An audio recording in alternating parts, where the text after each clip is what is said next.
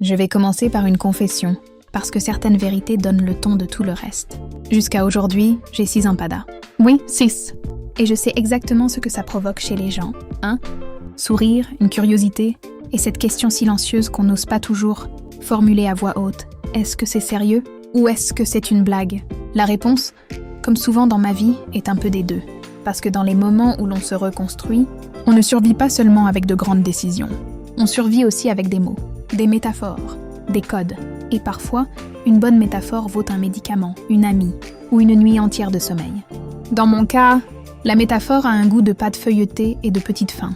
Et ce qui est drôle ou cruel, c'est qu'elle est née dans un endroit où je n'avais pas tout prévu de réapprendre à vivre, un bureau. Avant que je commence à raconter l'histoire des empadas, et c'est précisément là que tout devient vraiment intéressant, prenez une seconde pour vous abonner à la chaîne.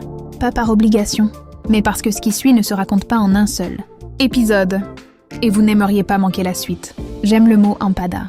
Je l'aime trop. Je le trouve parfait, léger, drôle, innocent en apparence. Mais chargé d'un sous-entendu qui fait lever un sourcil avant même qu'on comprenne pourquoi. Et pourtant, ce mot ne vient pas de moi. Je l'ai emprunté, disons-le franchement, je l'ai volé avec permission. À un ami que j'adore. À l'époque, je travaillais dans un bureau à Rio de Janeiro qui ressemblait à une expérience sociale. Un de ces bureaux où tout le monde semble un peu trop vivant, un peu trop nerveux, un peu trop dramatique. Un endroit où les rumeurs circulent plus vite que les emails. Et où la machine à café est un confessionnal. Je suis arrivée là avec mon air de tout va bien et, très vite, j'ai collé à une collègue blonde un peu flottante, du genre Barbie je m'en fiche.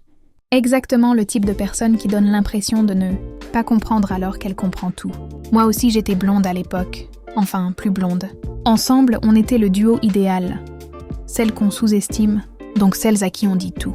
Puis un troisième est arrivé, un homme rond, drôle, un peu insolent, avec ce charme de quelqu'un qui sait écouter.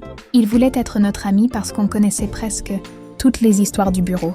Pas toutes, parce que c'était humainement impossible, mais presque.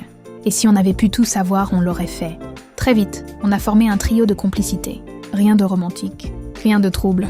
Juste une amitié qui rend le quotidien supportable. Il ne fumait pas, mais il descendait avec nous.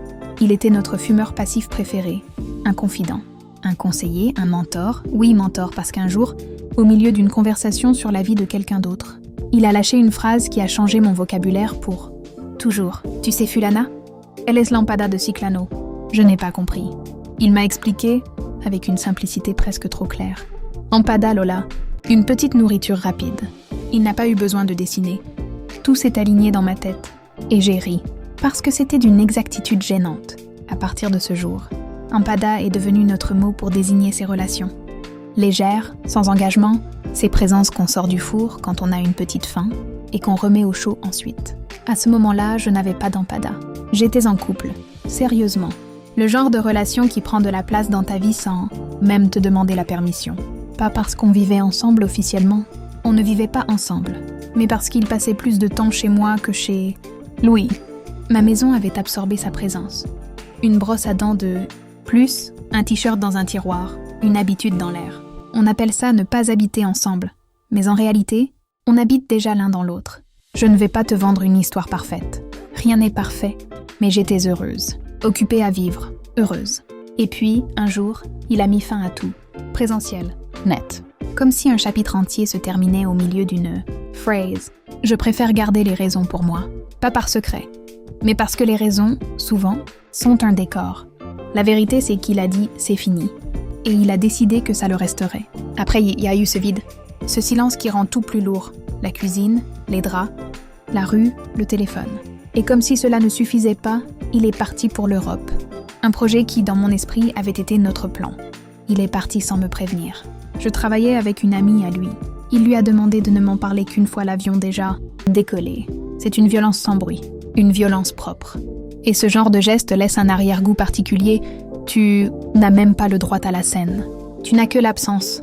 Quand on me demande comment j'ai tenu, je pourrais dire « grâce à mes amis ». Et ce serait vrai. Elles ont été là, comme un filet. Elles ont même proposé une règle, 3 jours pour pleurer. Ensuite, on reprend. Mes 3 jours ont duré 2 semaines. Je l'avoue sans honte. Il y a des tristesses qui ne respectent pas les délais. Mais un matin, je me suis surprise à penser une chose étrange.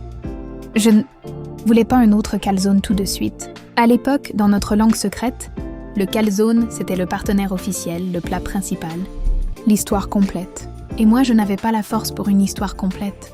Pas encore. Je voulais une respiration.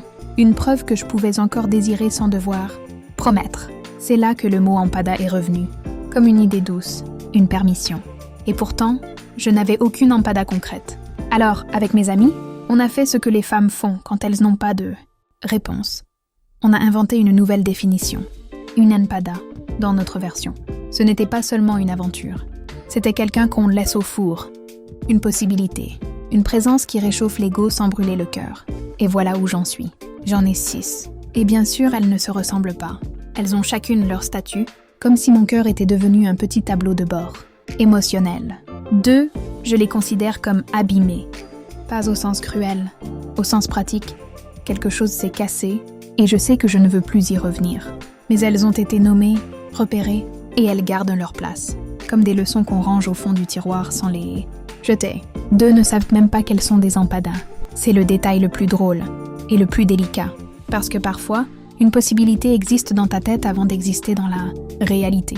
Et parfois, cette possibilité te suffit. Elle te rappelle que tu n'es pas invisible. Je ne sais pas encore si je veux vraiment qu'elle le soit. Parce que certains peut-être sont dangereux. Ils ressemblent à une porte ouverte, mais derrière, tu sens qu'il y a une histoire entière qui pourrait te dévorer. Et une seule, pour l'instant, est une empada confirmée. La seule qui est vraiment sortie du four. Elle est sortie, puis elle est retournée dedans. Sans destination claire. Sans progrès officiel. Juste une situation suspendue. Et ça, paradoxalement, me convient. Parce qu'après une rupture qui t'a volé ton futur, tu peux aussi choisir de ne rien figer, de laisser le temps parler, de ne pas te forcer à décider. Ce que j'aime dans cette histoire, c'est que je ne suis pas seule à la raconter. Mes amis m'écrivent, ils savent ces détails, ils commentent. Souvent, ils me grondent. Souvent, ils me tirent l'oreille. Et je les laisse faire, parce que ça me garde lucide. Ça me rappelle que je peux rire de moi-même sans me perdre. Et oui, chaque empada a sa petite histoire. Bien sûr que je vais raconter, mais doucement. Parce que ces histoires sont vraies. Et certaines ont un noyau. Un carousel, comme on dit chez moi, un détail dur à avaler. Alors je fais attention. Je choisis le rythme. Je choisis ce que je montre et ce que je garde. Pas pour manipuler, mais pour rester vivante dans mon propre récit. Pour l'instant, je réfléchis à la meilleure façon de les présenter. Et en attendant, je fais une petite mise à jour, parce qu'après mon dernier récit, beaucoup de choses se sont passées. Tu sais comment c'est. Tu crois que tu es dans une phase calme, et la vie discrètement appuie sur accélérer. Je ne promets pas une fin parfaite. Je ne promets pas une morale. Je ne promets même pas que je vais guérir comme dans les livres. Je promets seulement une chose. Je vais continuer. Avec humour. Avec prudence. Avec cette joie fragile mais consciente que j'ai mis du temps à retrouver.